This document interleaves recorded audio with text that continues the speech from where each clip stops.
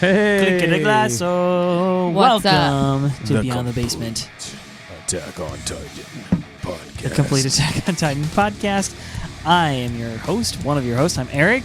To my left, I'm Rachel. and to my right, My name's Peter. Welcome.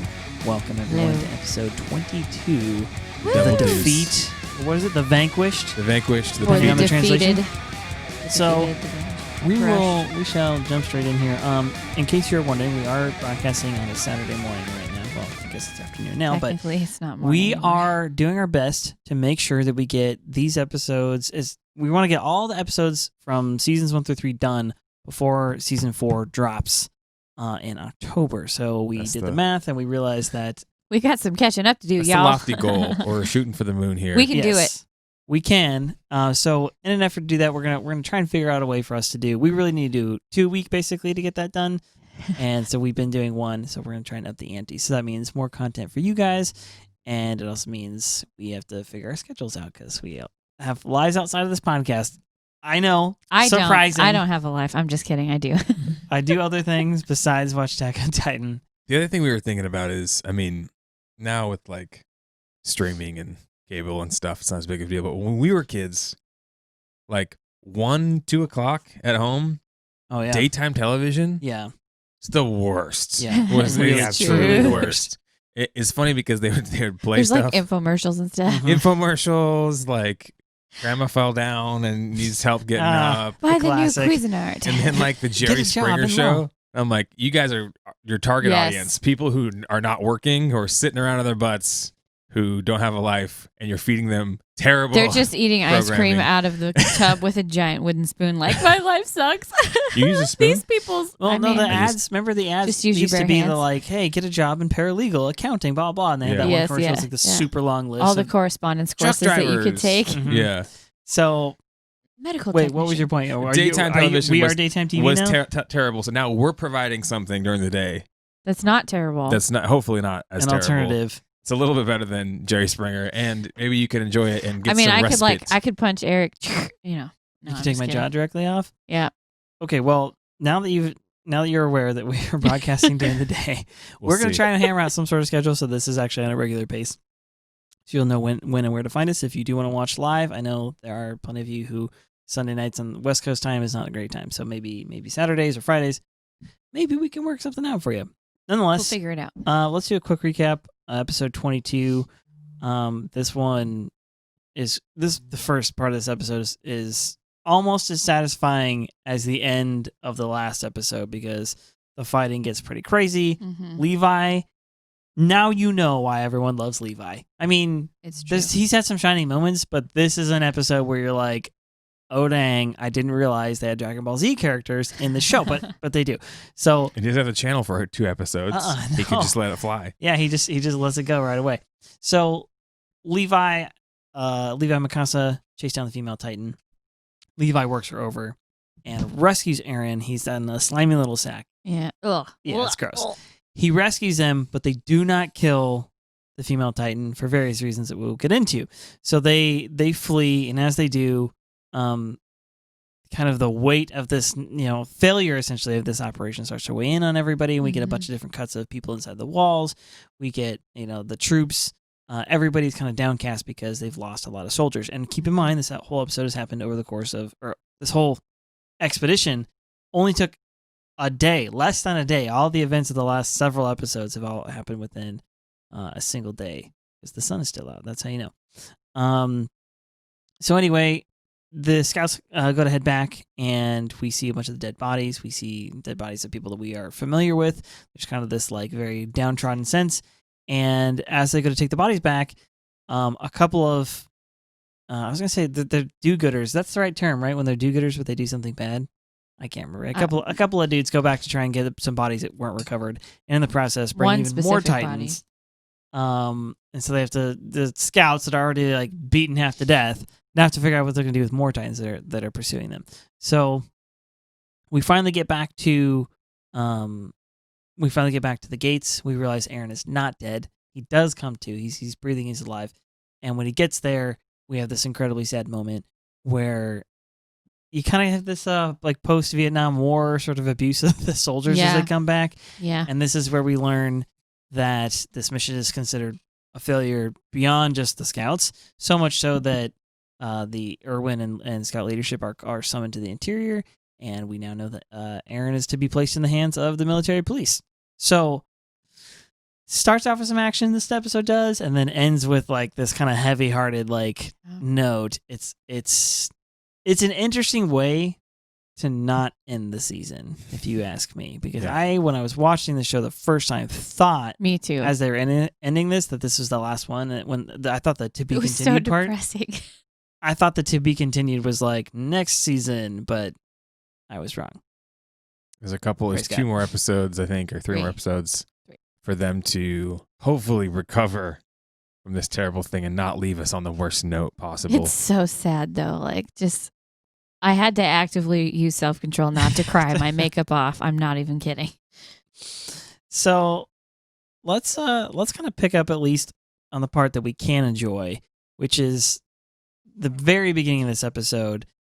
You know, Mikasa and Levi have like strategized, which I have to wonder why no one else is with them. Like, I guess Levi's squad is dead because everyone got smushed to death, and everybody else is retreating. No one thought to go after Eren, right? Except for the elite people. Levi, who's been told to go after Eren by Irwin. Yeah, and everyone else who was to protect Eren is dead. And Mikasa, who no one ever has to tell her to go after Eren. That's just what she will do. Yeah, it's just instinct. She heard him scream. Well, Levi and Mikasa both heard him scream and knew that he had changed, and that they went towards the scream. Right. Because they were headed somewhere else. Yeah, they're all retreating. Well, they're all on the retreat. Yeah, they were all on the retreat, and the squad was supposed to protect Eren, and they were all taken out. Levi was ahead of them, I think. So he went back. He went back to go catch up. Mikasa was ahead as well. Yeah, so Mikasa gets there first. Obviously, in the last episode, she tried to mess up the female Titan herself, and was a little bit too emotional and didn't know all the tricks the female Titan had of the hardening and the blocking the nape and whatnot. So Mikasa does a pretty good job because the female Titan is already exhausted from transforming twice, getting shredded, getting eaten, transforming again, right? Yeah. Then having to fight elite scouts, then having to fight Eren, who is just that's the real kicker there, having to fight another Titan. You gotta wonder, okay, for Titan shifters, like, we haven't had a good interview with one yet, but it's like, what's your cardio like? Do you have to have separate cardio than your? What's your routine? How do you build your endurance? Yeah, it seems like you do energy drinks. Their physical abilities and physical like prowess translates to a degree to their Titan abilities, right? Yeah. So the more physically fit they are, the better endurance they have. Probably that translates some towards the Titan abilities. We see some Titans that are a lot more agile and some that are a lot more clumsy. So that probably does translate. But anyway, she's got, it appears, only a certain amount of stamina. Yeah. And so she's tired. She's beat up. Eren landed some good, some glorious hits. Some very satisfying hits. Yeah, on this female Titan. And so she's kind of beat up, banged up. She's trying to heal. She's gotten beat up by Eren, some elite scouts. She's been running pretty much this entire time. And so now she has Eren in her mouth. Now she's got Eren in her mouth, yeah. And so she's first part of the mission, obtain Eren, finally complete after all of this craziness. Yeah. And now she's just trying to get out alive, clean. But here's Mikasa like, no, I'm going to track you down. I'm going to kill you. Shred you. So Mikasa gets some pretty good hits. And then here comes Levi. Levi zips up. And the last episode, Levi told her, hey, let's hang back. She's obviously tired. She can't run very fast. Let's come up with a plan, which is always a good idea. Yeah. And Levi's trying to get a read on the situation too, because he did just show up. Like, he just got there. He didn't actually see anything. Yeah, he doesn't really know. He doesn't know much beyond what his eyes are telling him right in the moment. So that's why he has to ask, like, Mikasa, like, where's Eren? Where's Eren? Is he dead? And she's like, he's alive. She typical Mikasa. Yeah. She's a realist in every way except for Eren. And she's like, no, that's her home, man. Eren is her home. Also, can we just acknowledge that she takes a dig at Levi, like, right off the bat? She's like, if you had protected Eren like you were supposed to, none of this would have happened. She's like basically insinuating that he's incompetent in some way. Which is great because, in a really high tense situation, what do you need? You need someone to start dressing other people down, Yeah. and start making excuses, and start attacking course. one another. That always helps. Don't do that. It's a terrible idea. Work together. Figure it out afterwards, right? Hindsight's 2020. Right now, you need to save Eren instead of lashing out in your emotion. I appreciate though that Levi obviously is pissed by that. Like he reacts a tiny bit. Like for Levi, a tiny bit of a reaction, like an eye squint is an emotional outburst, basically. Yeah. Equivalent to him. So like it bursting. definitely that definitely did affect him, but he quickly controls his emotions and then goes right back to being logical and getting a handle and making a plan. And she says, oh, he's alive. And he's like, I don't know. Didn't she just eat him? And she says, well, and they make a pretty good argument here. The object obviously was for her to take Eren away. Yeah. Not to kill him, because that's why she was lifting the hoods up, right? Like we know as viewers, that's why she was She's carefully been looking at searching. people. She didn't want to stomp on somebody. Yeah, Eren's the target. If the objective was to kill Eren, She would have just massacred everybody. Yeah. then just kill But him. instead, she took him alive, and we know that is important. That was her mission. So Mikasa's making a good argument here. Yeah, he's got to be still alive, whether it's coming from an emotional place or it's coming from an actual logical place. It's true. Eren's probably still alive in her mouth, and that was her goal, was to take him in away. Levi's assumption, possibly in her stomach. So they're going to have to find out here. Yeah, and Levi He's says, hoping for the best. okay, we need to unite under one goal right now. We need to be united, not be fighting right now. So our goal needs to be rescue Eren, not kill the female Titan. Yeah, and he says as long as she has this hardening ability, which she's demonstrated multiple times at this point. Which, she hardened her hand. She hardened her neck. Levi says that as long as she's able to do that, we are going to be able to kill her. So we have to come up with something else. And he says to Mikasa, you're gonna have to distract her, and they sort out a haphazard plan right there to be like, okay, we'll distract her and try and get in there and mess her up and try and rescue Eren somehow. He's like, I'm gonna slice her to bits, and then you get Eren. Well, so first he says, don't try to kill her. Yeah, he says, we need to rescue Eren, not kill her. And she says, but she's killed so many of our comrades, which is exactly what we're thinking. Like, no, now's the time for some justice here, Levi, okay? Please. She's a little bit messed up. Now let's take advantage. And Mikasa says the same thing. She wants vengeance. Yeah. And Levi says, no, she's got this hardening ability. We can't break it. We had all these cannons stuck into her and we still couldn't beat her. We need to outsmart her. We can't just beat her, right? So he says, obey my command in this. Don't try to kill her. You distract her. I'll then slice her up. Right. So we get to the scene. We get to the action. It's good. And the plan takes a turn. Oh my gosh, it's for the better or for the worse, depending on your perspective here. But the plan takes I'll call it for a Levi. The plan takes a turn for the Levi, because he just goes in there.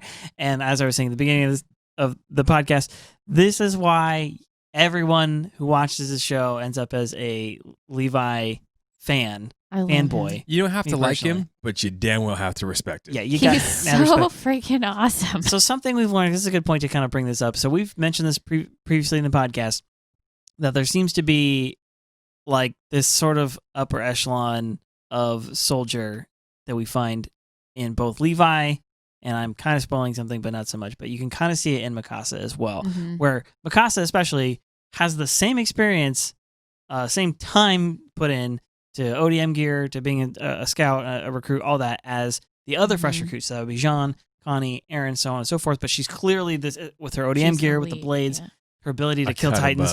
She's significantly better. I mean, she's they put her in the elite squad basically right away. Yeah, and she's a better, prodigy, basically. She is a prodigy, and she's better even than some of the actual elite scouts who do have a lot of experience. So she does lack experience, but it's pretty clear that she has got a natural talent for, killing Titans straight up. Like, what else do you say there? Levi is similar in that, he's a squad leader, so he does have experience. He has been around, but he has this kind of next level ability and talent and speed with the ODM gear, with the blades, his instincts of fighting the Titans. There's just something in there where he's just especially good at it. And so we've seen this already with Mikasa. She's had some kind of shining moments where she does unusual stuff. Like, where'd you even learn that trick? Yeah. And then I can almost relate this. How we've seen, again, we've talked about in the past how Eren knows he can shift into a Titan, but he's sort of fresh at it. Like, he's got some strength and he's got some zeal, but he doesn't have a whole ton of like technique and polish. Yeah. He's not very good at this. He's not thinking it through all the way. He's not planning and strategizing. He doesn't stay as conscious or isn't as aware. Well, he's got the Each time ability. it seems to get better, but yeah. He has this natural ability to transform into a Titan somehow. Incredible, but his kind of execution thereof is yet to be, I mean, like, there's room for improvement.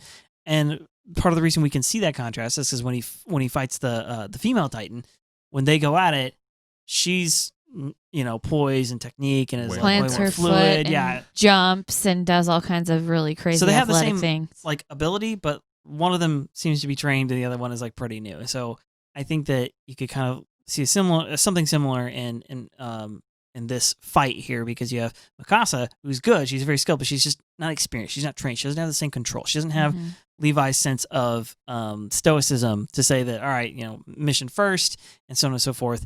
And so, anyway, the reason I'm bringing all this up is because when Levi goes in and starts cutting up female Titan, even Mikasa, who's the best that she knows, is like, he's so fast. Like, he's so quick that the female Titan doesn't even have time to do any of her like hardening abilities and stuff like that. He's just like cutting her up.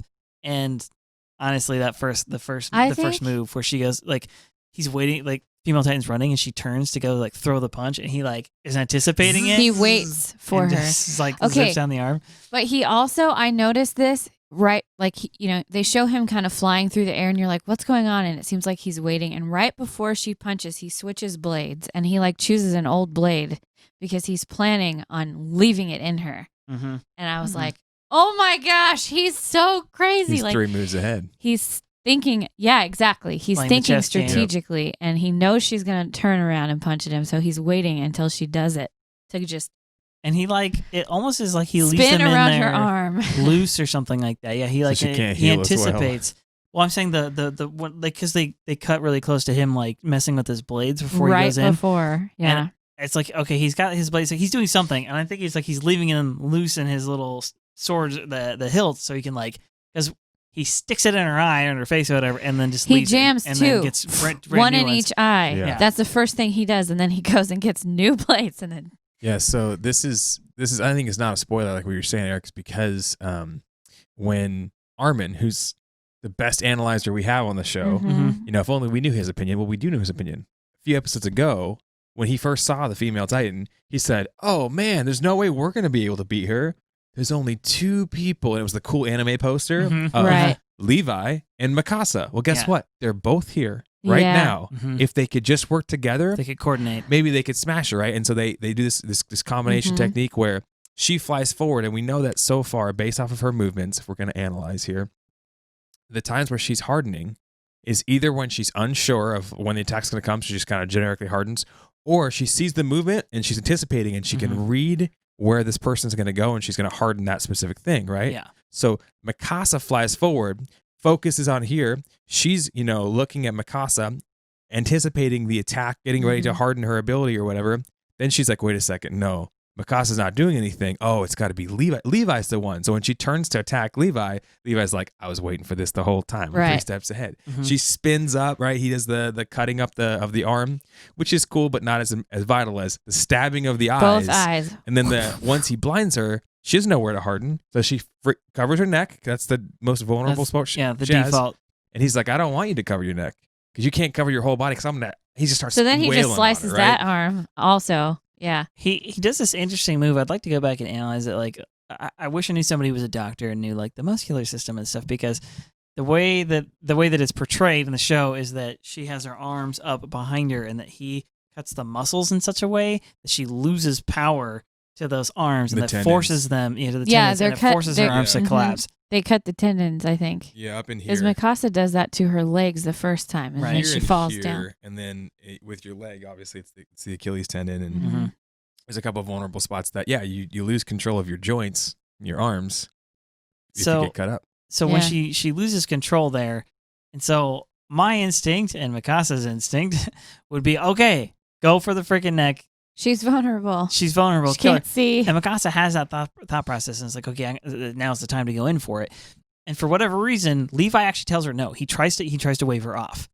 And so because of the kind of miscommunication amidst their decision making there, that's where Levi has to go, because Levi already has something planned. We actually see him execute it anyway. But as he goes in, she is able to lift up like her forearm. Right. He the female knows Titan because is. he's the one slicing her apart. He knew she could still go like this. Mhm. And so he tells her no because he knows what she's going to try to do. Stick to the plan, Mikasa. Yeah, stick to the plan. Follow my call. He actually tells her, that's at least in the translation we have, Mhm. right before they go in. He says, "Follow my call on this one. Yeah, obey my command. Like, we're not going for the kill. We have to rescue Eren and get out. This is it." She sees the opening and she's red, man. She just can't do She it. sees that low health bar and she's Can't like, I do gotta it. get this kill. I gotta get it.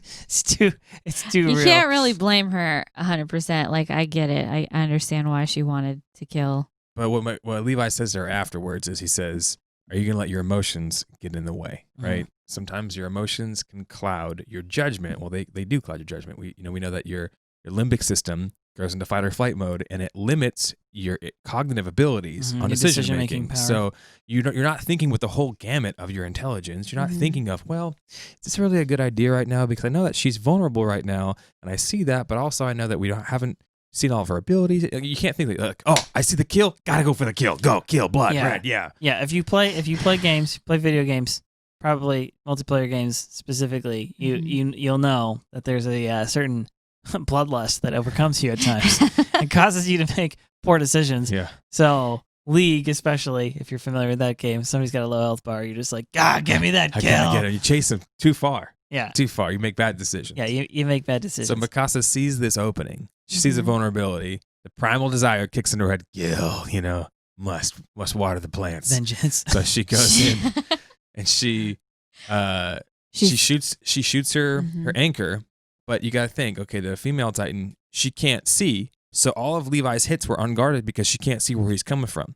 But you put an anchor in, now She I know knows. where you're gonna come from. Yep. And so right as Mikasa comes in, female Titan hears, Lifts a hand. goes to slam her, and luckily Levi is like, no, and flies in, rescues Mikasa, knocks her out of the way, so she's alive, she's still good. But in the process, Breaks. he breaks his At leg, his ankle, something. I think it's either his ankle or his whatever that bone is. seemed kinda like the Spidey's thinner lip. leg bone. Yeah, It's not good. So he goes, oh, that sucked. And as he's this is how good Levi he's is. in pain. He broke his freaking bone. In mid-swing, as he flies in, saves somebody, breaks his bone, he also cuts open the mouth Cuts the jaw. of the female Titan. The jaw like muscles or whatever, which forces Both her mouth sides. to open. He cuts both. He like flings around. She reminds me of like a mini golf course, like some of the like Halloween themed ones, Yeah. There's like a jaw that opens and you gotta Just get the like whole- drops open. And there's Eren. I get that the nape of the neck is the vulnerable spot. Man, I don't know what kind of zombie you are, but if I cut your throat like ear to ear and your jaw comes off, and you can You survive. should probably be dead now. It's pretty intense. So yeah, jaw opens up, Yeah. Bryce comes out. There's your But- primordial there you go. ooze covered Eren. Okay, he's covered in disgusting blah. But also Mikasa is like so shocked by everything that just happened that she still does nothing except just sit there, and Levi then grabs Eren and he basically does everything. She's carrying his team Mikasa right now. had one job and she failed. Yeah. Her job was to cut open the mouth and get Eren out, and she did not do it. Let me tell you guys a story. All right. It's roughly related. So Okay. we All right. can cut this if we need to. But Okay. when I was in 8th grade, I was in PE, and in PE, sorry, I was in 7th grade. In 7th grade, I was in PE, and they're like, okay, this week, if you're a girl, you can do volleyball, and if you're a guy, you can do wrestling. And I think there's a few exceptions, but we're like, oh, wrestling. And so I had been watching WWE for like, my whole life. So I was like, You're like, I know how to get on the let's top go. rope. Where's my like, chair? Yeah. Yeah. I know Let's everything smack about down some this. of these noobs. But yeah, so we go and we go to wrestling, and I'm just having the time of my life. It's not obviously like jumping off the top rope, but it's wrestling. And I've been physical my whole life with my brother and various kids, and wasn't always the biggest kid, so I had to usually fight up my way from the bottom. So we're having a good time, and I'm decent at the wrestling, and it's not a lot of things in my life that I've been good at naturally. I've had to like work at everything, and so one of the coaches is like, "Hey man, you're good at this," and I'm like, "I am." He's like, "Yeah, you should try out for wrestling." So next year, I went out for the wrestling team, and there was only like 3 guys who were remotely close to my weight. In wrestling, everything goes by weight. He was not I knew him then. He was Yeah. not the size. Peter was not the size. I wrestled that he at is now. 101 pounds Woo! in There we 8th go. grade. 8th grade. Featherweight. Yeah, so I'm not even close to featherweight, but yeah, it's like not even on the weight. So I was wrestling at 101 pounds, but there was only one guy who was close to. He's 103 pounds. Okay, so me and him were matched up the most because we were this. You're always wrestling people your same weight. Mhm. There's another guy who was a little bit lighter than us, and another guy who was like 10 pounds heavier. Everybody else was way heavier than we were, Mhm, right? So it yeah. didn't make sense for us to go wrestling these huge dudes because it didn't make you hurt. It's Yeah. not good for them. It's not good for us. And so I was wrestling this guy who was my weight all the time. Mhm. But this guy was varsity. This was like his 3rd year. And for me, this is my 1st year, right? So I was getting whooped the first, I don't know, several weeks, but very quickly my level rose to whoever I was constantly training with. Mhm. So I was trained by one of the best, and very quickly I became good at my job. Then I'd go to the wrestling tournaments, and I'd go wrestle other novices like myself. Mhm. And I'd throw these kids around because I was up against these killers every single day. Yeah. You Then had I'd to go on get the good weekend fast. to the tournament, and I'd beat every single one of these guys and throw them on the ground. And I was like, this is easy. What is happening, right? And my coach was like, well, it's because you're training with the varsity all the time. But when you go to fight the novices, they're a lot easier. And I was Mhm. like, Yeah, that's oh, skill. that makes sense. I rose to kind of the Right. level where I was Mhm. at. So he said, hey, and my other teammate complained too, how come I have to play varsity and he gets to go to novice? And he's like, well, it's his 1st year. And he's like, yeah, but he's just kind of as good as me. And I was like, oh, it's a compliment. And they said, hey, yeah, actually, if you want, we'll move you up to varsity on your 1st year. And I was like, oh, man. Well, sure, put me in, coach. What a promotion, right? So I was Achievement like, unlocked. this is awesome. So he said, yeah, we'll go to take it to varsity. So I said, okay. He said, you tell me what, well, for 2 weeks, 2 tournaments, we'll put you up to varsity and see how you do. And I talked to a couple of guys and they said, listen, being a novice, you're going to get a lot of easy wins, but you're not going to learn as much. Mhm. Being a varsity, you might not get as much wins, but you're going to learn a lot more. Yeah. And I said, oh man, that sounds awesome. Plus being on the varsity team, let's go. So put me in for varsity, my 1st tournament, getting excited, getting ready. And I had to go up against my teammate and then 2 other guys. One of the other guys, my teammate, who was slightly better than me, lost every single match he ever had with. Dang. So I knew You're I'm gonna not get going to spanked. win You're gonna that get one. spanked. Yeah. Yeah. My teammate, Unlikely. sometimes I could get the better of him. A lot of times I couldn't. So I was like, that's probably 50-50. And it was unknown. 3rd guy, who knows, right? Question mark. So I go up against my teammate, and the very first thing happens is I actually get an advantage on him. I have him on the ground. I have kind of over under on him. He's sitting down, and there's a move where you go to like swim out, and you got to reach around and hook the guy's arm. And so he went to swim out, but instead of doing a smooth movement, he just elbowed me right in the temple. Oh no. So he hit me really hard. So hard the ref stopped it. I was like, "Wait, are you Did okay?" you ring your bell a And little bit? I rang I got my bell rung, and I was seeing a little bit of stars, and my equilibrium just for like a second was completely off. And then I looked around and was like, "Oh my gosh, what is happening?" And my coach said, "Look at me." And I looked at him, and he's like, "You're okay. I said, "I am." He's like, "Yep, go finish the match." So I said, "Okay," not realizing that my temple was beginning to swell out like the side, so much so I could see it from my peripheral vision. No. Right? It's pretty bad. But finished the match. Needless to say, I didn't win that one. Okay. The next one, I was wrestling against this unknown guy. Who knows if I was going to be able to beat him or not? And by Right. this time, you've grown a second head So off the side. I've got 2 heads, one We slightly named smaller. him George. Jorge is on my side of my face, and I was banged up. I had ice on my head, right?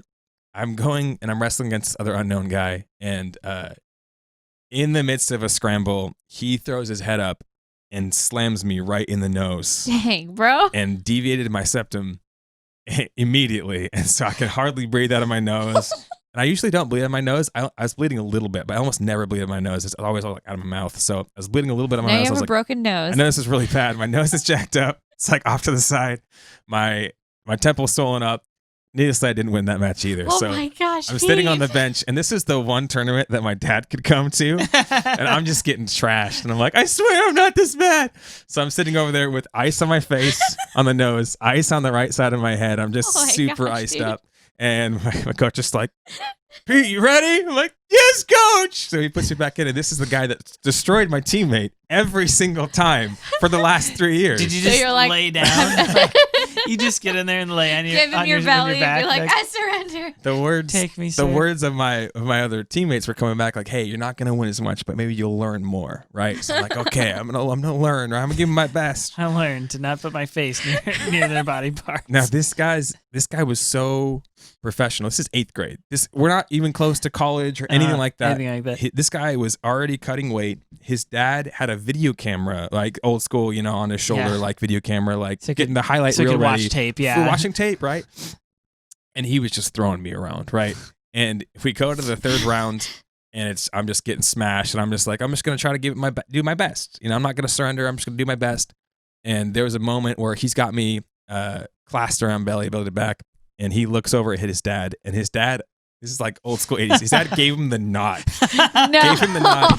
And Finish him. Full on belly to back suplexes me, which in our league was illegal. You weren't allowed to do it. So they docked him a point, and my coach was doing this. And I was like, I don't know what. But he was actually telling me to stay down so I could get the DQ victory. But I didn't. I was too banged up. I just stood up and was like, I'm good, coach. He's like, no, you're not. I'm like, oh. So I got my bell wrong again. And he beat me afterwards. And my coach was all mad at the guy who told his son to do the illegal move do on the you. illegal move or Like whatever. as if you hadn't been beat up As if, enough yeah, that I day. had He's like, here, anything. let's just put a cherry on top of this crap sandwich. I can Like- see the slow-mo, the close-up of the kid's face. Look up at Yeah. dad. And dad's like, Sweep the leg. I don't know. finish it. Do it. So anyway, so I got KO. all banged up and all beaten up. And then afterwards, my coach was like, we're going to let you ride out the year in novice for a while. And I was like, oh, man. Right. Oh, sad. So you could be a big fish in a small pond, or you could be a small fish and get the piss knocked out of you by every single guy you wrestle against. But the point of the story, all bringing it back to Attack on Titan, Okay, is all right. Mikasa was on the novice squad, Yeah. right? Yeah. But she's so good that they elevate her immediately to varsity, right? Mhm. But even in varsity, she's holding her own, but she doesn't have all the tools she needs to actually have Experience. the experience that Levi has. Mhm. So we got to give Mikasa a little bit of grace here. She's not quite the veteran soldier that Levi is. Mhm. However, she's got the physical ability and the prowess. If she sticks with it, she's going to become one of the greats. Yeah. So she doesn't follow orders, but which does cause. She doesn't follow orders ever, really. No, she does. She does. She Unless when it comes Eren to, gives when it them. comes to Eren, so she doesn't follow the orders. Levi ends up with the broken leg, but they get Eren and they get out, and then that's when they kind of have this conversation where he says, "Focus on the mission here." This is Levi talking to Mikasa. He says, "Focus on the mission," because she wants to go back and finish the job. Which, to be honest, I do too. Like Yeah. that Great opportunity to kill. Yeah. Just go for it, guys. But he says, don't put your feelings first. Like, don't do the first thing. He says, remember, isn't he your well, the translation here is your precious Very friend. precious friend, yeah. There is different. Crunchyroll has a different. We watched this particular one on Hulu, but Crunchyroll, Hulu, Netflix. I think there's a different translator for all of them. Sometimes I think they so vary. too. Yeah. It Slightly seems different. like So it. precious friend might be more like Very dear friend is what. boyfriend. Even Mhm. I'm pretty sure in the Or it might be like, oh, your special friend. yeah, you wink, know? wink. Mm-hmm. And so Mikasa says to herself, Levi flies off and she says to herself, I'm not ... I'm his ... And then like she doesn't like finish the sentence and like goes off. Okay, the reason I love this and the reason I love Mikasa's character and her the Mikasa Eren relationship is you'll notice in this show there's not a lot of romance, which I feel like is sort of typical, especially for like if it was going to happen anywhere, Japanese anime is where something like this would happen, where the romance is not the center of the story. And in America, we don't do that. Every story It's has true. to have romance, no All matter about how the romance. perverse or shallow it at least happens, And in this story, it's happening, but it's happening in the exact opposite way. It's extremely subtle and extremely deep. Mhm. And so, if I had to give my own personal read here, Levi is sort of chiding Mikasa for the obvious, which is like you guys are always together, and you clearly like love him or have this like passion. Like there's this connection here, and to everyone else, which I've experienced this myself. Like to everyone else around, they're seeing it as you guys like each other, you just don't know it. Which as the audience, you could come to that same conclusion. And I definitely, like I said, I relate to this because I had a friend like that. oh, you guys like each other, you just don't know it. She was like a sister to me. We were super close. We knew each other for so long. And then, sure enough, things kind of happened. They didn't work out. I married somebody else. Everything's fine. But what my point is, I understand the moment. So when I watch this, that's what's going through my head. Is I'm like, oh yeah, I totally see what's going on here. But in the Attack on Titan world, this connection is so much more than just we have a little crush on each other, because Mikasa grew up with Eren. Yeah. They've grown up together. They've survived a lot together. They've gone through so much together that there is something there that's not just a crush or, teenagers liking each other. It's not just romantic. There actually is a deep friendship there. And if I had to fill in Mikasa's words here, I'm not his precious friend. I'm not just like a crush. And I think her second I'm his, and then she can't finish the sentence, is either it's her deciding, I'm his sister or I'm his girlfriend. It's one of the two. Somewhere between. It's she can't something, figure it out. And the reason I like this is because just like in real life, you don't have to know. This like kind of pseudo romantic tension, whatever it is, it's between these two, will go on in this spoken, unspoken, extremely subtle terms for the rest of the seasons that we've watched, and never gets nothing really comes to fruition. It's not a focus of the show, but it is. But that's why I love it, because it's understated. Because they're not just like throwing this around, throwing this in your face. There is a genuine war. There's a genuine panic going on here, and I'm excited to see when the story finishes up. Does something come out of this, or does it not? It's obviously up to the author, but. Anyway, I just love these little moments because they kind of get you more connected with a character, and they've spent so much time building that connection. They spent entire the Blade episode. Or wait, what's the episode called? Blade. Small Blade. That episode where it's like the whole flashback of Mikasa's past and her and Eren. Like, you love the friendship and you love the connection, and it makes little moments like this like actually really satisfying. There's another squad leader who points out to her, go fight for the man you love. And she's like, it's not like that. And then he flies off, and she's just standing there like, with her mouth hanging open. Yeah. I got to say. So they kind of point at it a couple times. With relationships, we all have our own ideas, especially Amanda. Perpetrated. Hey, beautiful. Perpetrated by like a Western ideology of like, you see someone and you're just in love, and it's like, that's not how relationships work at all. Right. You can be infatuated, but you got to work every day for a relationship, and you got to strive, you got to sacrifice, and that's what love looks like. But in that, relationship, love, in the whole thing, I think most of these stories are better told not like fireworks, but by like a slow burn. The slow burn of, you introduce the characters, they have this brother-sisterly relationship, kind of, and then slowly but surely over the course of several seasons of an episode of a show, you see these deepening feelings begin to come out. You see these deepening things, but it's not like a firecracker. You light it, boom, oh, we're in love, oh, this is crazy. That's not as convincing to me as the slow burn where you see how these characters react to each other, how they really care about each other, and how they feel in this situation about, what this character did, and how Eren, like, he'll kill someone who's trying to like mess with Mikasa, even though he disregards her all the time. And gets mad at her all the time. Even though he takes swings at her. Super annoyed. It's a swing at her here and there, but and then Mikasa obviously is like, I'll kill anybody who even looks at Eren, sideways. I'll kill this whole regiment. You think? I will shred you to bits. For Love the has record, no that is how theory. you know that there's, when I say pseudo romantic tension, that's how you know the romantic part is at least true. Is there's a couple times in the show, I don't know if we've gotten to it yet, but I'm not spoiling too much by saying this, but there are a couple times when like another woman is around Eren, and Mikasa's like, what? Who are you? Her eyes go dark. But I just think that relationships are like good meats. Do you want it flash cooked, seared, burnt, charred? No. You want the slow burn. You want the slow smoked, cooked meat. Delicious. Amen. Let's go get some steak after this. It's almost lunchtime. I'm actually already hungry again. So this next little bit I'm just throwing out there. We'll comment more on this maybe in the spoiler section. But female Titan has what may be a tear as they fly away after this little Mikasa moment. It appears it was the female Titan. I thought you were talking about Mikasa. Why was Mikasa crying? Female Titan seems to have female like Titan is weeping, a small stream of tears, which is coming a weird out of thing. at least one of her eyes that we can see. We got to talk about that in the spoiler section. We'll get to that. Yes, so, that is all right, what I was just leaving talking that there for you. Moving on, the next little clip we get to is the villagers, and they're like, "Oh my gosh, they're already back from this mission."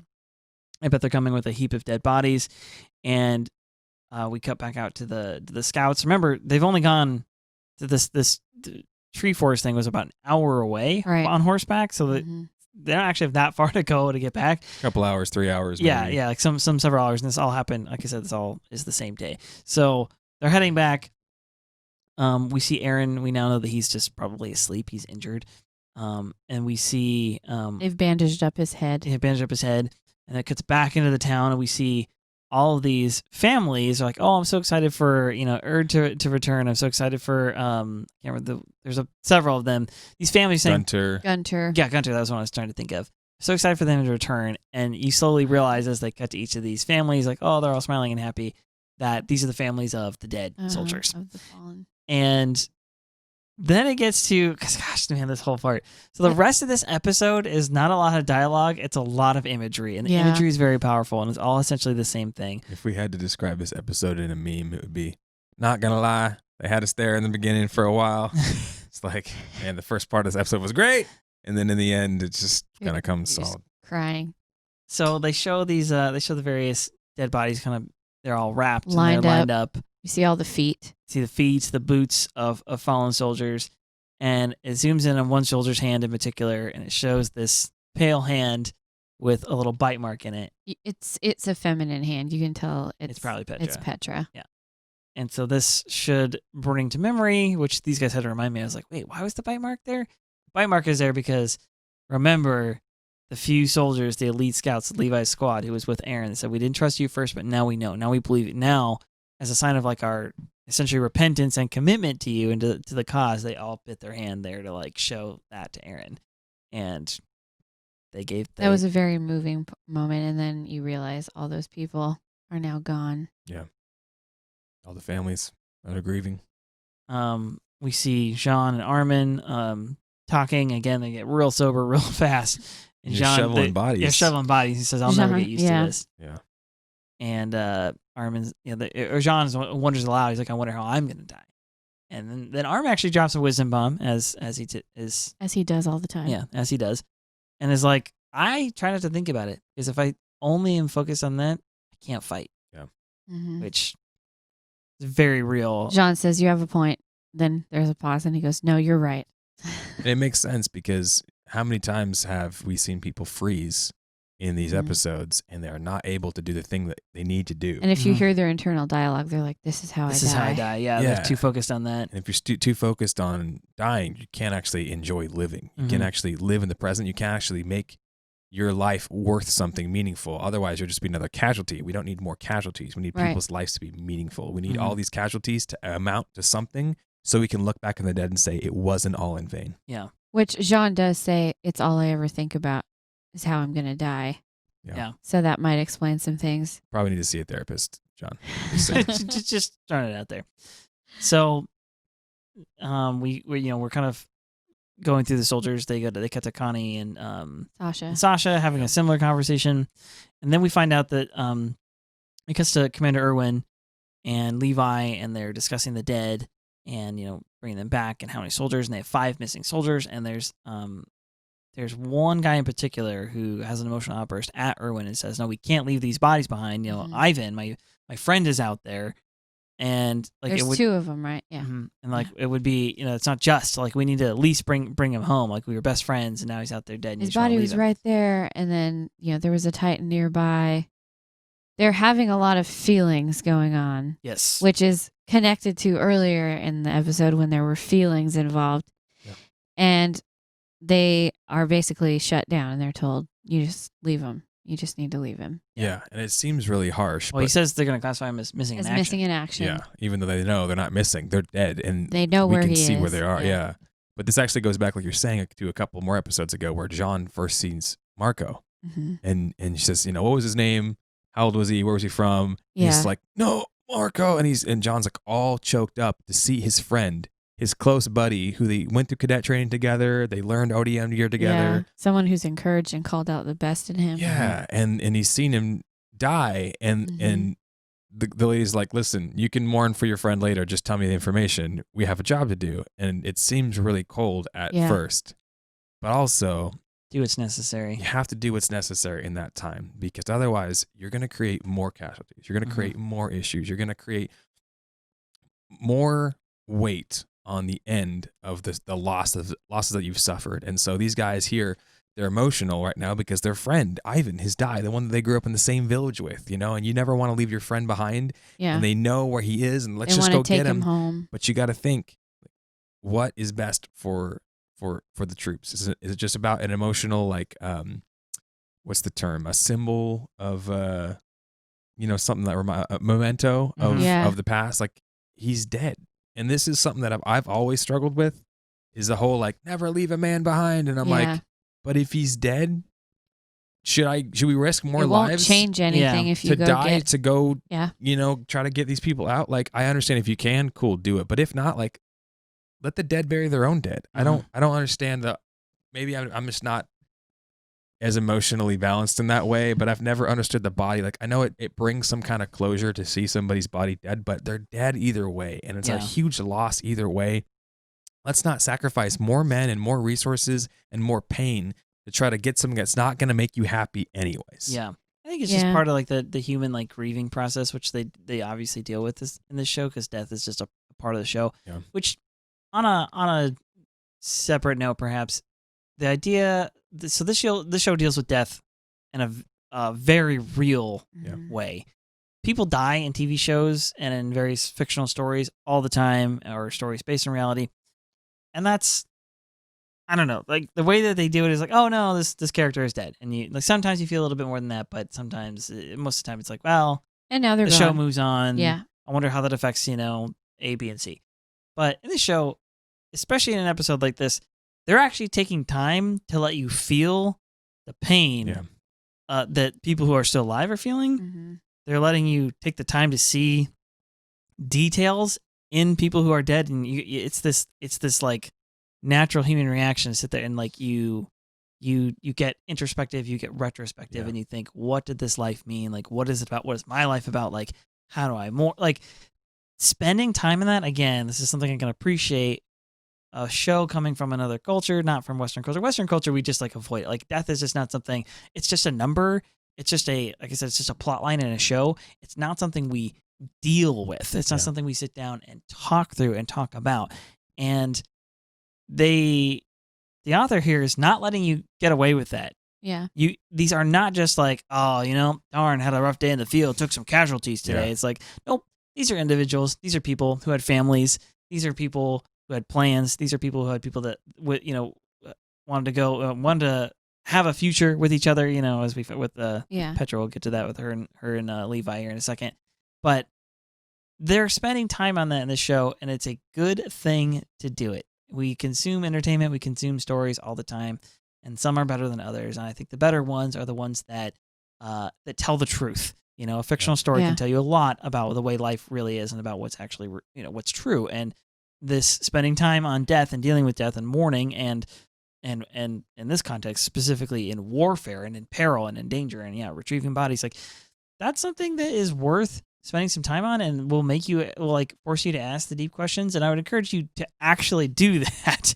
Again, it's not just an anime. It's like, there's a story happening here. Consider, like, the quote, the moral of the story. It's not a phrase people use anymore. It used to be, but what's the moral of the story here? The moral is that, at least in this case, especially when we're talking about people going to, soldiers going back to get bodies and stuff, is that there is a process of grieving that there's a part of grieving that is healthy, and there's a part of grieving that is unhealthy. It's just like anything irrational. else. Yeah, and it's just like falling in love. There's a part of falling in love that's irrational, and you should get yourself under control and, like, don't make just dumb decisions. And there's a part of it that's beautiful. Your emotions can lead you into the truth, but they can just as easily lead you into deception. And the challenge there is to figure out what's necessary for the moment. And there's definitely a part of grieving that is necessary, but in the cases we're talking about with Marco and in this scenario with the dead soldiers here, the right call is we mourn in a healthy way later. Because right now we don't want to do any more mourning than we have to, which is exactly what happens next. Yeah, these guys disobey orders, and they do it in the Levi and Erwin. They kind of say it, and it seems like a heartless way. They say, no, we're not going to risk any more men on these guys. We know there's Titans guarding their bodies, so we're just going to head back as fast as we can, get away, get home safe, right? As safe as we can be. And Dieter, one of the guys who was speaking out, says, don't you have any human feelings? Mm-hmm.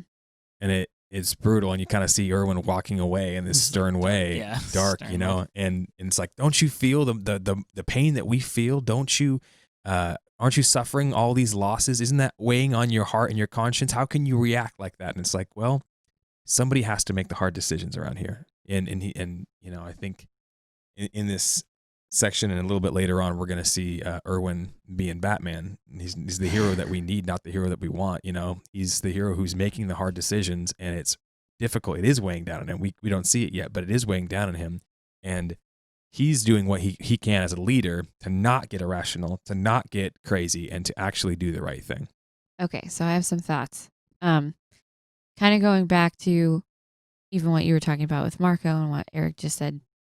This show, and this could just be my Christianity popping into the situation, but you know, it's really focusing on, for everything there's a time, and for everything there's a season, and right now is not the time to be emotional, and right now is not the time to be irrational. And right before all of this happens, you see Petra, you know, we know it's Petra, or at least it seems like it's her hand with the bite mark, and Levi crouches down and removes the cloth over her, and you see the wings of freedom. Yeah. And then you see him doing something, and I was pretty sure I knew what he was doing, but they don't really show you until later. You don't really connect those dots, which that'll be important later. But then right after that, they go into Levi and Erwin having this discussion about these missing people that they didn't bring back, and some of them don't even have all their body parts anymore. It's like an arm and a leg, and Levi says, I think it's best not to bring them home that way. So clearly they are thinking about the families. They are thinking about what's coming next. But these two guys are so emotional, and they're so upset that all they want is what they want, and all they see is what they want to do, and they want to bring their friend back. And Levi says, that won't actually do anything.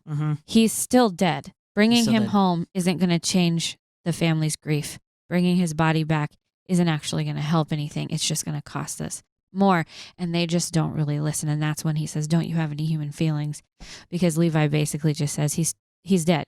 Dead is dead. You can't be any less dead or any more dead. He's just dead. You need to let it go. And Erwin says, it's time to move on and let it go. And then they both explode. Don't you have human feelings? Which that other guy comes in and says, hey, watch your tongue, because, you know, he just watched Levi kneel down and take his friend, you know, take time, take a memento, like to mourn. And you can tell that way, Levi actually is affected, and he just lost his whole squad. Yeah.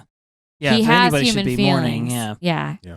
So they go to head off, and then these two dudes who wanted to get the body go and get the body and bring Titans with them. They let against the their whole feelings squad. get ahead of them. Shoot at the red smoke. And Erwin gives a command. It's faster to run for the. You know, there's no trees to work with here. We have nothing. Our ODM gear is not going to be so useful. You're at a disadvantage. And he's like, all right, it's faster to go for the wall.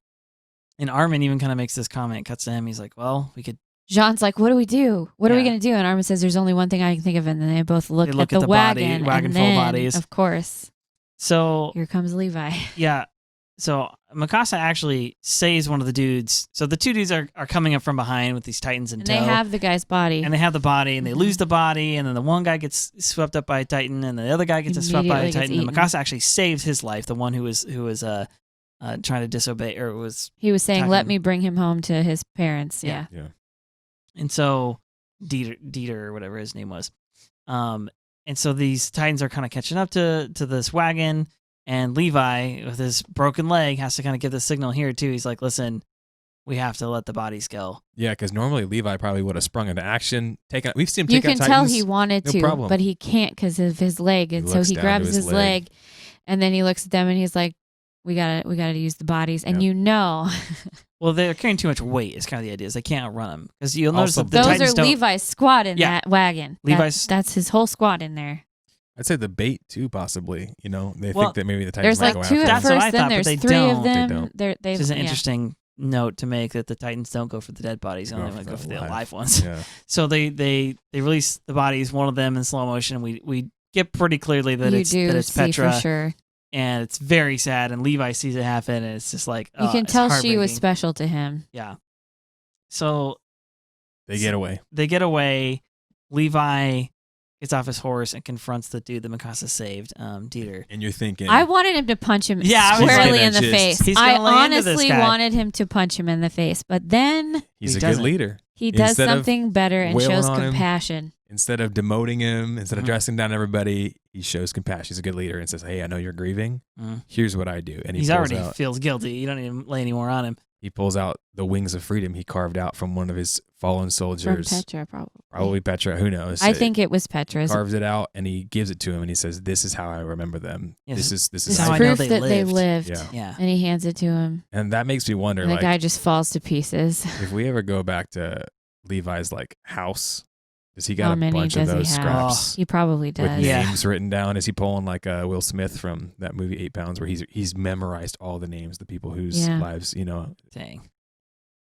So then we get this interesting little flashback moment, which it seems like it must be Eren's imagination or something, but it's flashing back to a Dreaming. scene that should be familiar, which is the scouts are coming in back from battle, but it's Like Eren and childhood. Mikasa's He's little having kids. A dream, I think. Yeah, I think he's having a dream, and then somebody makes this comment like, "Oh, basically like just more dead, and like they're, our tax dollars are just fattening them up now." And Eren hears this and wants to like spring into action, which He picks up a stick. picks up a stick, and then Mikasa is what's like, interesting is we "Calm see yourself." him. It's from Mikasa's perspective, and she's like, Eren, like, what are you doing? What are you doing? And he's getting all angry. He grabs the stick and he squeezes it, and then they like back out. And the backed out shot is the back of Eren, but he's not a little kid anymore. It's actually him with the scout He, the like, shawl. And he has the changes, wings of freedom, yeah. and he has the green like Mhm. hood or whatever like on him. And then that's when he like comes to and sees Mikasa. They have their little conversation and is like, listen, you gotta rest, you gotta just deal with what we're about to deal with. Eren says, "Did you save me again?" Yeah, did you save me again? She plays with her scarf. She says the operation was a failure, and now we just have to like move on, essentially. So they get back into the gates, and basically what happened in Eren's dream now plays out in real life. Everyone's looking at how little troops came back, and Yep, they're and saying, they're kinda "Oh, they all scoffing." died. Wow, what our Our- tax dollars are Yep. being wasted here." The past is being relived right now again. And Eren again is just furious, and he's like, Wants to sprint "My too. friends died. I almost died. I saw people I trained with died, and here you are Yeah. scoffing about." Just like in the dream, Mikasa's like, "Eren, control yourself," which Mikasa, control yourself. Anyway, I'm just Yeah. saying. Yeah. So Eren springs up, and he's about ready to say something, and right when he looks over the wagon, he sees The young boy. A blonde-haired, toothless boy, like with his mouth open, and And he he's says, like, they got beat up, but they kept fighting. the scouts are the best. "Yeah, And I was like, right here, this is where all you Out of the cry, mouths of cry babes all and the infants. tears." everything I wanted in life was for Eren just to give him the All Might like hero pose and be like, "It's okay, kids. Yeah, Don't stand up and worry." give him the Like, freaking salute. yeah, give him a salute and tell him like, "We're gonna keep fighting forever." Like, be the hero. These Yeah. guys need you to be. Be the inspiration. Don't come back with your tail between your legs and like, "Yeah, we suck." Like, yeah, but guess what? Our friends and our brothers died today, but we Mhm. struck back against the enemy, and we're always gonna keep fighting because that's what freedom looks like. Right. Yeah. So again, kind of the focus on the hard parts of life here is these sort of soldier shaming. I don't know what to call this one. Is very reminiscent of the Vietnam, soldiers coming back in and spit on and so on and so forth. And it's an intense moment, but there's that little bit of hope there with the kids. And then we get And to then the there's saddest part of all. Oh my gosh. Petra's dad comes up to and Levi. he's just so He's happy. like, "Oh, I'm so happy. Before I see my daughter, I'm so He glad holds you're up back." her letter. She's, she gave me this letter and she's talked all about you. And there's an inference here. It seems like she might have actually had like kind of liked Levi, like had an interest in him romantically. I think And he that- knew, and I think he liked her a little bit. Yeah, sure. No, totally. And Levi's like all, he hasn't said anything. The dad just is carrying on. He's like, He just I has know it's dead eyes. soon to be talking about marriage and so on. She's very young after all, but and then it just cuts away. Like it doesn't even they don't even let you. I love that. Like that's good filmmaking, good storytelling where where this thing is going, and they basically lead the You've rest already up. been miserable long enough, and they have a little bit of compassion on your poor Yeah. heart. They're like, "We're not going to make you watch Levi endure They this don't horrible insult your moment." intelligence. They it's about to happen. Yeah. Levi has to break the news, and not only the mourning that Levi's already doing is now compounded by the fact that he's literally face to face with her with dad. with yeah. her father. So that's sad. Really sad. And then it ends with the narrator telling us, that basically everybody's in trouble. Erwin, there's some people yelling at Erwin. They're like, "Don't you feel sorry for what you did, Erwin?" And Mm-hmm. anyway, so he's been summoned to the capital, and Eren is going to be handed over to the military police. And when I first watched this, was like, oh, that must be the end of the season. That sucks. That's a crappy way to Everything end it. sucks. The end. There's a scene right there, right as they're zooming out, and it shows Erwin at the head of the column. Yep. And everyone is just Throwing all the hate. at him. All You know, shade. look what you've done. How many bodies, did you stack up? You made this call. Are you happy? Are you ashamed of yourself? Was And their he's- sacrifice worth it? he's Did got it the- accomplish anything? He's got the downcast look, and he's Yeah. just marching on. It's all you can do. And it brought me back to the section beforehand where he says, don't you have any human emotion? And here's Erwin, stomaching it all for the Yeah. sake of everybody around. And it really brought back that question earlier where, what has Erwin had to become in order to survive and in order to help others survive? Yeah. Something that doesn't look very good. He's had to become someone who looks like he takes people's lives for granted. He's had to become somebody who takes all the hate and the all Dark the Knight. Exactly. He's had to become this terrible figure to save people's lives. Mhm. And it's not glamorous, it's not beautiful, it's not amazing, but it's effective. And he's a good leader because of it, because he's willing to take the hate and the skepticism and the people, jeering and jaunting and taunting in order to keep doing what he knows is right, Mhm. but mostly protect his soldiers. He's willing to take all the hate and keep fighting in order to try to win the war to save everybody. Yeah, it's interesting because this is like a real deal public relations mess that you would see Yeah. in an actual wartime, and this is how it is. And it, watching it play out like this again, this is how it is in reality as well. Is that in times of war and beyond that, it's very easy to be a part of the crowd and to throw shade, but you weren't there. You don't have all the information. And you don't actually know. And it requires something that we don't easily give as humans, which A is grace, is forgiveness, is like leeway for mistakes to be made, even mistakes that are very costly. And B, it's required to give the benefit of the doubt, meaning that, and when I say that in this case, I'm saying it's what I said earlier, like you don't know. You give the benefit of the doubt, meaning you give the benefit of your own doubt. Like you don't actually know what, you have to give some trust, and that's also hard to do, especially with people who are in public positions and people who are leaders and people who are, your own boss and stuff like that. It's too easy. It's way too easy as humans to be like, yeah, look at this guy. It's my boss. I know he's flawed. It's my manager. I know he sucks. Therefore, he's not worthy of my trust. Yeah, I'm not going to give him any of my trust. Yeah. The thing is that putting your trust in anybody, you have to understand is going to come with the consequences. Sometimes they break that trust, or sometimes they don't do a good job with it. But welcome to life. Yeah. And it's too easy to be up in the freaking, on your high up in your horse. safe place, up in your high horse, going, I'm Armchair like, this is quarterbacking. armchair quarterbacking. Like, this is a bad call, and don't you feel bad, and blah blah, and throwing all this crap at everybody. Right. But they don't know. They don't actually know. And again, that's how it is in real life. So as Erwin's walking off, getting all these, criticism, getting all these jeers and taunts, it really reminded me something that Daniel said, but also a historical quote. So I want to read it. Hit to us. end this episode. Give it to us. Something that Theodore Roosevelt said, "It is not the critic who counts, not the man who points out how the strong man stumbles, or where the doer of deeds could have done better. The credit belongs to the man who is actually in the arena, the man whose face is marred by dust and sweat and blood, who strives valiantly, who errs, who comes short again and again, because there is no effort without error and without shortcoming.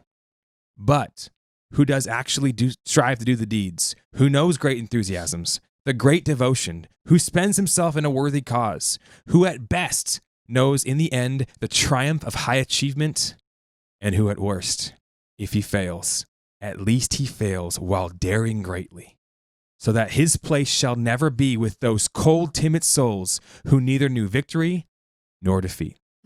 Dang. It's Erwin right there for you, man. He's trying his best. He's striving. He's trying to do the absolute best thing. And the critics in the back, they don't know anything. They're not worth anything, right? They're not adding anything. They don't count. It's the strong man who's trying, who's doing his best to try to bring everybody home, to try to learn about the truth about the world of the Titans, try to save as many lives, try to end the war so there can be peace once and for all.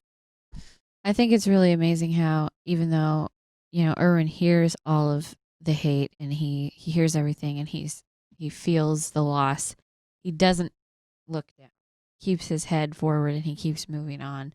They do the thing where his eyes are dark, but he's not hanging his head in shame.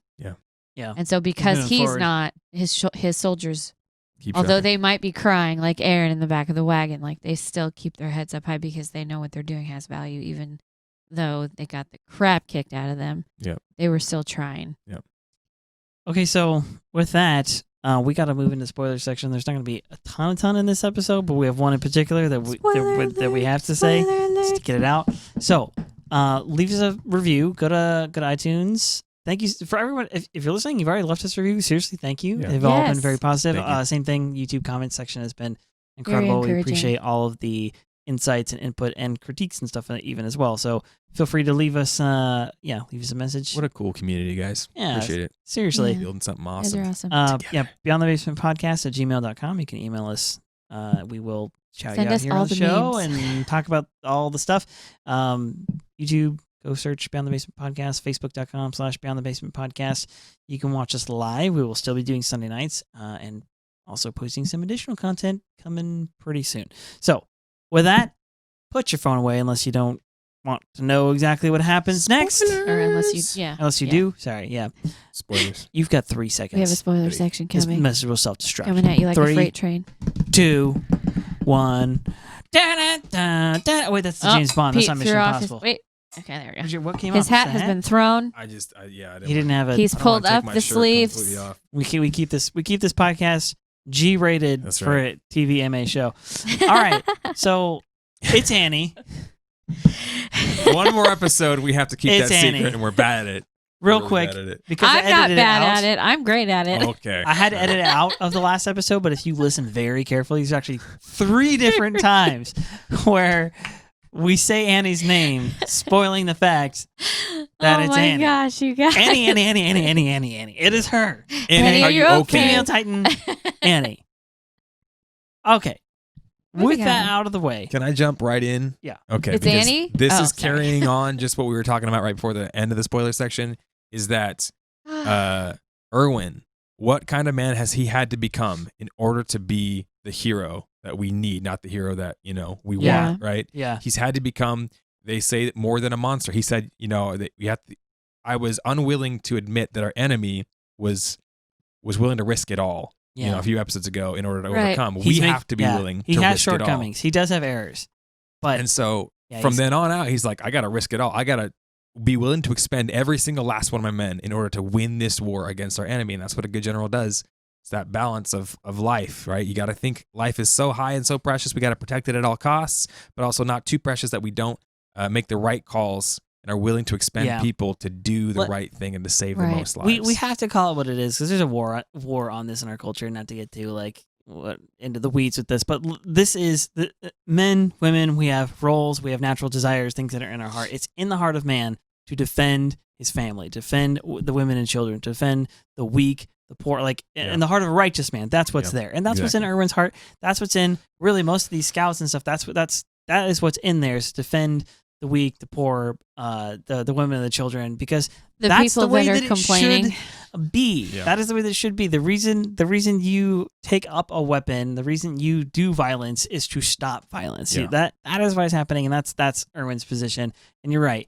He has to do it on not just a literal level like drawing a sword, but he has to do it on this much more deeper, intense political level and all Yeah. the emotionally, which and is then coming, all the intrigue And and the he's- subterfuge. He bears the weight of all the decisions. He's been the scout leader for 3 years now, right? Mhm. 4 Yeah, years yeah. now. Something like that. So he's had several expeditions go out, and they're not real This is what's successful, right? happening. And this is just another one where he's going to have to bear the weight of all the people. Now he's being called to the Capitol. Yeah, now it's Principal's going to call him into the office and be like, Uh-huh. "Look what you've done," and he knows it's on him, right? He's got to take it on It the was chin. his operation. Mhm. It was his plan from the beginning. It's all on him. He hardly even tell anybody, right? right. Probably for safety, but also so he could bear the responsibility alone. Right. And this isn't the last time he's going to have to spend fresh cadets' lives in order to Right. try to win a war against these freaking Titan shifters, these people who are attacking us and assaulting us. Yeah. And in the end, we know now, spoilers, Erwin risks his left arm and it Yeah. says, "Fight on," right?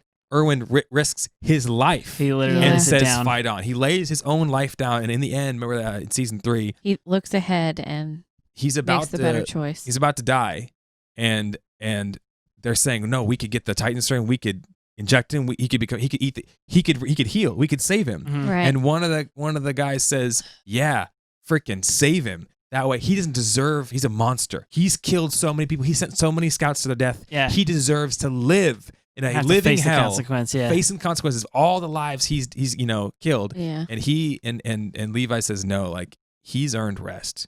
He's had to bear the brunt and the weight of all the hard decisions you were too afraid to make." Yeah. Yeah. And that is how it actually is. If you were the leader, if you ever been in a position of leadership, a good leader doesn't bust chuck everybody. A good leader does the Erwin thing, but good leader takes Takes all of the responsibility. blame, Yeah. none of the credit. Right. That is good leadership, and that is and you, as if you're in the position of I'm not the leader, you're looking up to people.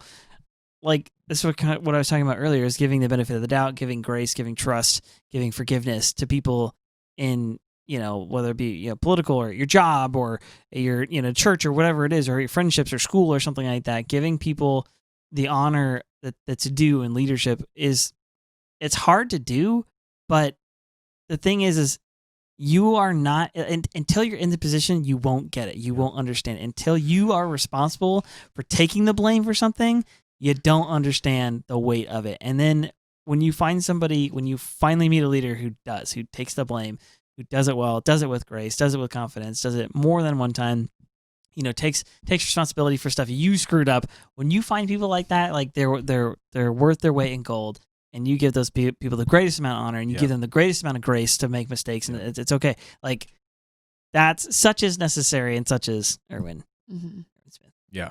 I mean, if you believe in Scripture, if you believe in God, like God Himself says, "Hey, if you're under a leader, don't make it hard on them. Yeah. Like, make it easy on them because Yeah. their job Don't is really make their hard." job Do your harder. best. And then He says, "Leaders, you're going to be held to a much higher standard. So you better really be careful with your sheep. Mhm. You better really be careful with the people that you're over." And this is Erwin trying his best, right, to do these things. And we know, like he said, he's willing to pay the ultimate price. He's not just talk.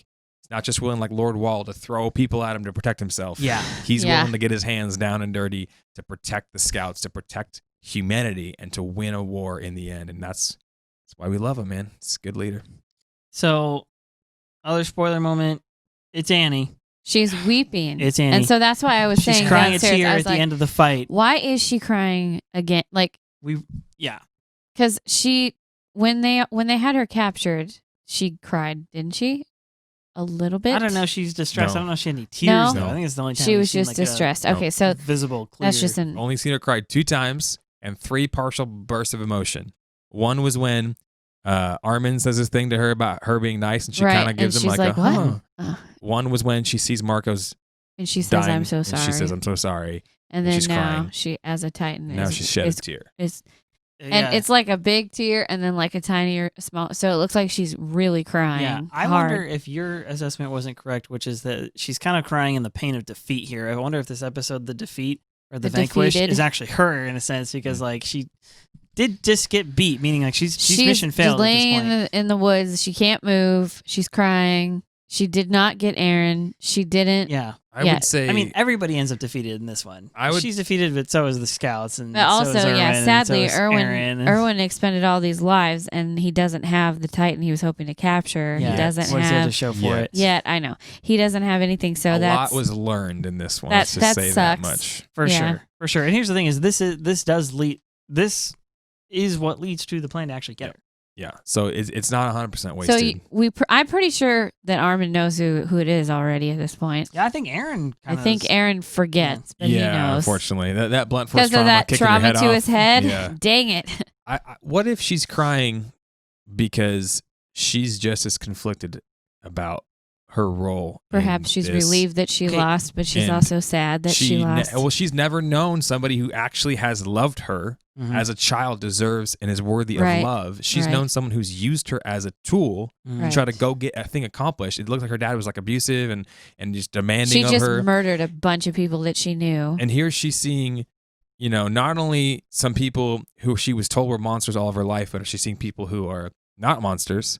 They care for each other deeply, and now she's seeing Mikasa, who really cares genuinely for Eren, Yeah. and she's seeing Levi, who cares genuinely for these two put their people. lives on the line And maybe for- she's like, man, I wish somebody freaking cared about like me that me way. like Yeah, that. and also, Dang. you know, Levi they could have killed her, but they didn't.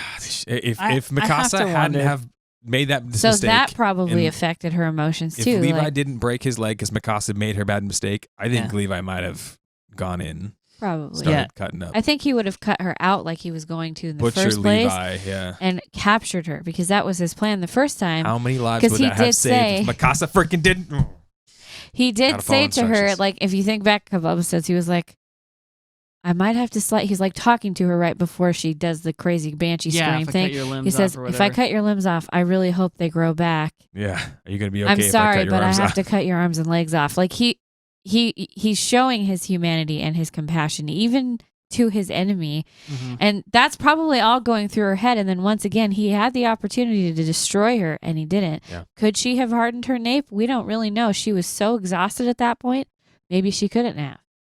So let's see. What was I going to say? One more I thing don't about know. Annie. Oh yeah, I was just going to say I hope season 4 like really gets us all the way on that one. I'm assuming it will, but as we're rewatching this, I'm realizing how much more of a complicated character Annie is. That she may have some of the similarities to Reiner, and that like she's conflicted. there's more at least so some than kind of it conflict seems. in there, and we just don't get to see any of it. She turns into you a know. rock. She makes a comeback. We at least see the crystal and Armin Yeah. sitting in front of it next in the trailer for season 4. Yeah.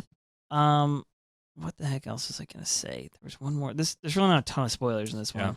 It's because we're kind of dealing with the same situation that we were last episode. Yeah. So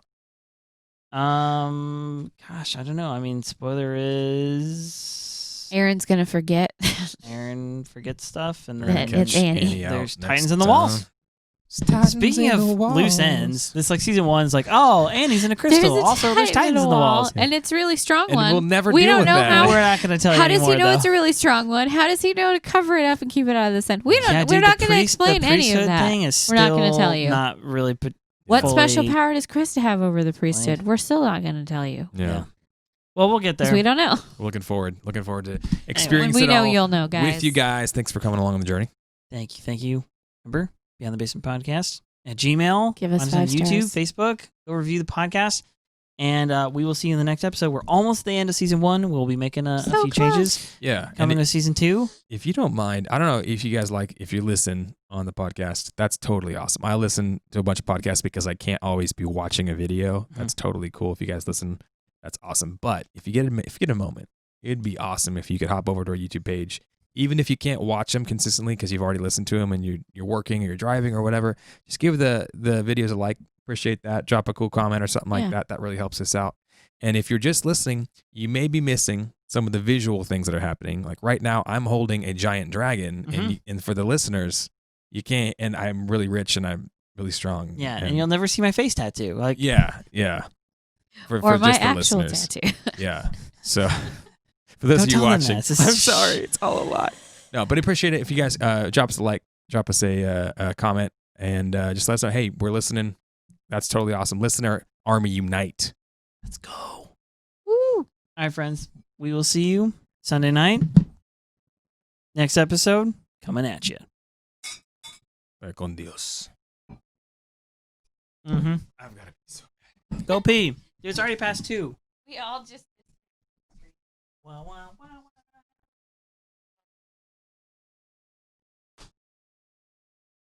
Thanks again for watching and listening. If you're enjoying the show, you can leave us a 5-star review on Apple or Spotify.